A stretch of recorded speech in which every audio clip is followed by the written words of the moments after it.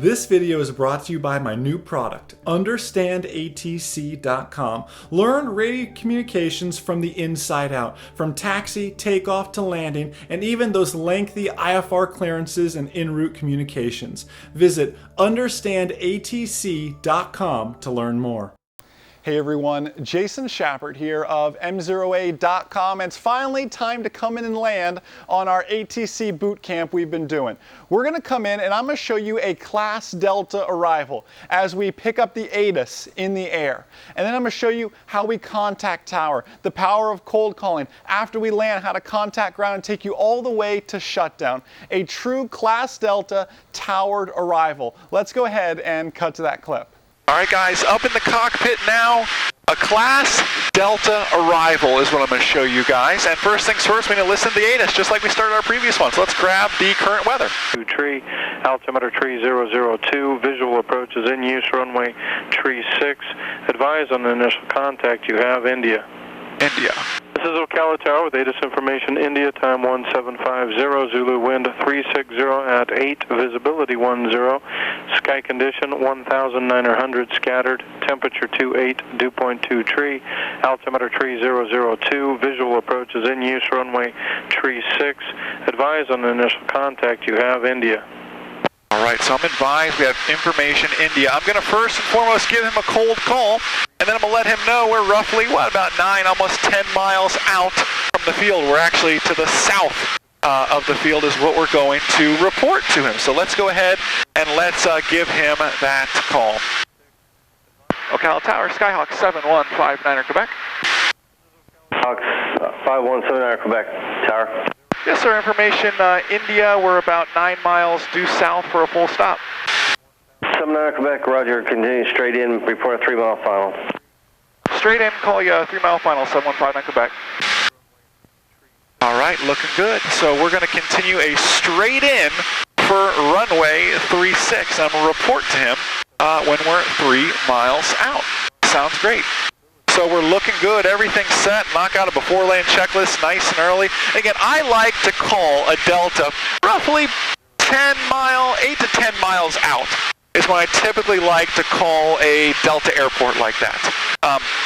Gives them plenty of notice that we're coming. Now remember that their sphere of influence, their airspace is usually about 4 nautical miles. So you're calling them well outside their airspace, letting them know you're coming. A Charlie airport, of course, needs you to call them a whole lot earlier. In fact, a Charlie airport, you should really be on VFR flight following because you're contacting approach before you even get in there and have an opportunity to talk to tower. You can't just straight up call a Charlie tower and say, here I am. See what I'm saying there? You got to talk to approach and work your way through the system. So I've got us right now on a nice long straight in for a runway 36. What we'll do is I'm going to keep flying this, and when we get to about 3 miles, we're only going 172 speeds, we'll catch up, and I'll show you that radio call as we take it all the way into the landing. All right, guys, so we're getting a little bit closer to our point now, but I wanted to kind of go back and reiterate what just happened. Remember, we cold call. We got his attention first. I had to let him know who I was. Then I listened to the ATC. I spent the time listening to that ATC, where I was and what I wanted to do. Well, it was easy. I was, about 9 miles due south of the field. Nice and easy. What do I want to do? Inbound for a full stop. It's important to let him know that. Inbound for touch and goes. Inbound for the option. Let him know what you want to do so he can plan for it. A lot of these Class Delta airports get so busy with training aircraft, it's important to know that you want to do touch and goes or you want to do a full stop. All right, so it's important to emphasize that. So we're kind of coming up, getting closer to our 3 miles. We're about 3.8. I'm a big fan of calling early. I know he said 3 miles, but I'm going to call him a little bit early so he can get a heads up, start spotting us. We're all lit up. Before land checklist is good. He should be able to find us A-OK. And I'm going to just tell him exactly what he asked us to report, 3 miles. And Ocala Tower, Skyhawk 7159 Quebec, 3 miles straight in, 36. 59 Quebec, clear land, runway 36. Clear land, runway 36. Thank you, 7159 Quebec. All right, perfect. So I reported that we are a 3 mile straight in for runway 36, just like he asked us to do.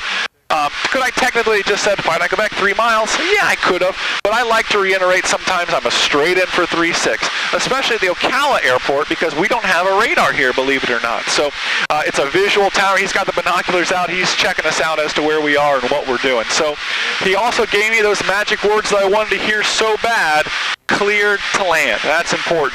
I'm going to go ahead and knock out, dump in some flaps here and everything else on my nice straight in approach. He told me I was clear to land.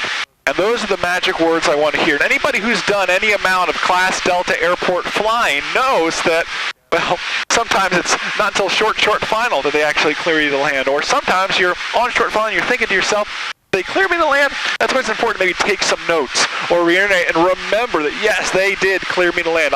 And if you don't know, it's always good to ask. Let me show you another cool trick. It's kind of a windy day today, so I'm going to ask for what's called a wind check. Wind check, please. Wind 020 at 7.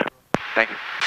So all I do is ask for a wind check. 020 at 7. So now here I am on short final. I listen to the ATIS. The winds were one thing back there. I get up to the runway. I get the most current and most accurate winds straight. The controller's reading it straight from the computer. So now I can know what the winds are doing. Okay, the winds are from 020. So I'm looking going, okay, I see how the winds are kind of, hitting me now. That's why I'm getting blown out this way. I got a little bit of a right crosswind coming in. You can always ask for a wind check. Kind of a cool thing to know and know that you can ask for. I looked out, the wind socket's showing the exact same thing. We're coming in. Everything's looking good. Airspeed is exactly where I want it. Looking good. Aiming for just a little bit, right, those numbers 3.6. Coming in, holding it off, and there's those numbers 3.6.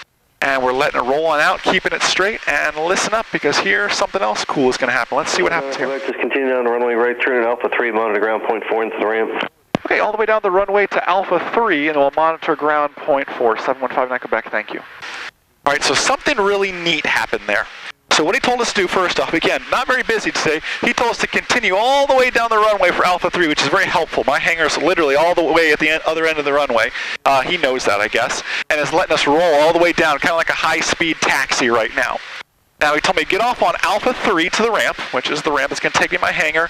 And then he said to monitor ground point 4. Here's your interesting fact for the day. Almost all ground frequencies are 121 point something.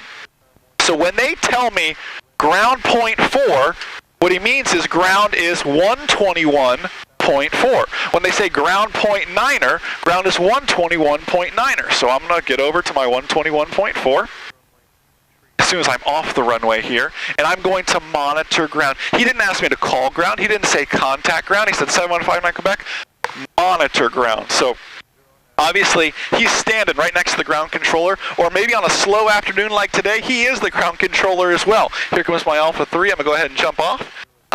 So he told me to monitor ground. So once I get clear of this runway, I'm flipping over, and I am now monitoring ground. So all that is set. Clear right, clear left. Taking a brief stop here to clean up my airplane. Flaps up, carb heat off. In my mixture. Transponder standby. Good. And continuing my taxi. Simply just monitoring ground. I don't have to contact anybody because they know where I'm going. They know what I'm doing. That's what they mean when they say monitor ground. So real neat stuff. Listen, maybe you guys have some questions about some radio communications you guys have received. This video hopefully was helpful to you, teaching you some different things and showing you some different things. That's the thing about radio communications. It's always something different, and that's what I kind of want to showcase. It's tough to encompass everything into one video because there's so many different variables. So maybe you've had some things that have happened to you and a story you want to share with me. Leave me a comment down below this video on MzeroA.com. You get a response from me or one of our wonderful team members here at MzeroA.com. So really appreciate you guys taking the time to watch this video. Enjoy the rest of your day, guys. If you struggle with radio communications, I encourage you to go to that understandatc.com to really beef up on your radio communications, VFR and IFR. It helps you with all of that. It's going to be such a vital part of your flight training. So guys, enjoy the rest of your day, and most importantly, remember that a pilot is always learning. Have a great day, guys. See ya.